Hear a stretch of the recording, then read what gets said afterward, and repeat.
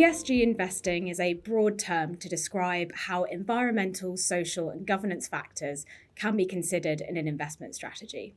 Climate change is typically the most common environmental factor that we hear about today, but actually ESG spans much more broadly than that. Environmental factors could also include biodiversity, water and waste management, and pollution.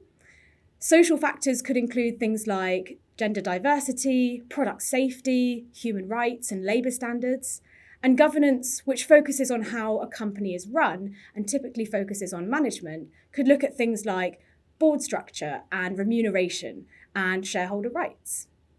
There are different ways in which you can invest into ESG. It could be excluding certain activities and sectors from your portfolio, like tobacco or fossil fuels, or it could be seeking out particular leaders, such as those that have more leading ESG characteristics within their peer group. You can also engage with companies to help them transition towards more sustainable business practices. But the most common approach that we see today is ESG integration. And that's really looking at the most significant factors in ESG facing your investments and making sure that you're compensated for any associated risk. The right approach for you will depend on your own preferences and objectives, so just make sure you know which investment is right for you based on the information at hand.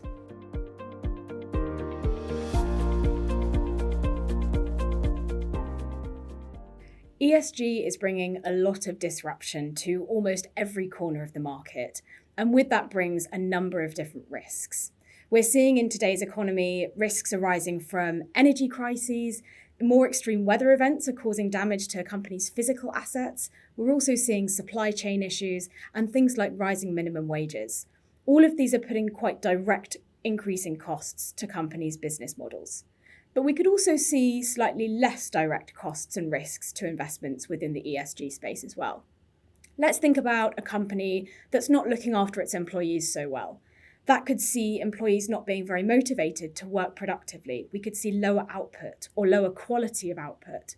And we could also see potential higher turnover, so more people leaving the company.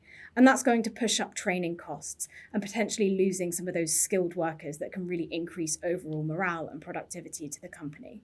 So lots of risks that we could think about, and that's just a couple of examples that we can name today. But there are also a number of opportunities happening within the ESG space as well.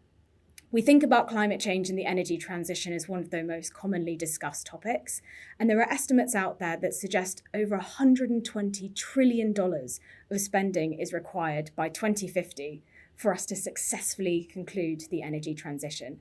And that's investing in things like solar farms and wind farms for your renewable energy, but it actually goes beyond that as well, thinking about the materials needed to create those farms and actually the infrastructure that's needed to then store that energy and transfer it across the grid to people's homes, as well as delivering electric vehicles and the charging stations for those vehicles as well.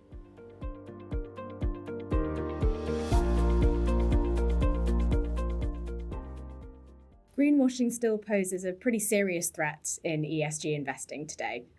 Greenwashing is about potentially misleading consumers about the sustainability profile of your company or your investment product. The reason behind greenwashing is because there is a lack of transparency in the industry.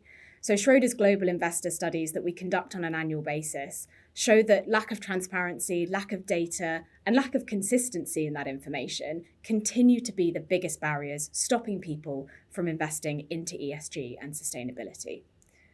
We are seeing that regulators are trying to combat some of this with increased disclosures, providing greater levels of transparency information, but it's really what you do with that data that's the important part. Sustainability today still remains quite subjective, and so views on what is or isn't sustainable can vary depending on who you speak to. For example, if a sustainable fund holds fossil fuel companies because they're trying to engage with those companies and move them towards more sustainable business practices, I might consider that fund sustainable, but you may not consider that fund sustainable. So recognizing that there is subjectivity in this area, understanding where you can source information and reaching your own conclusions on the asset that you're investing in is the best way in today's market on how to combat greenwashing.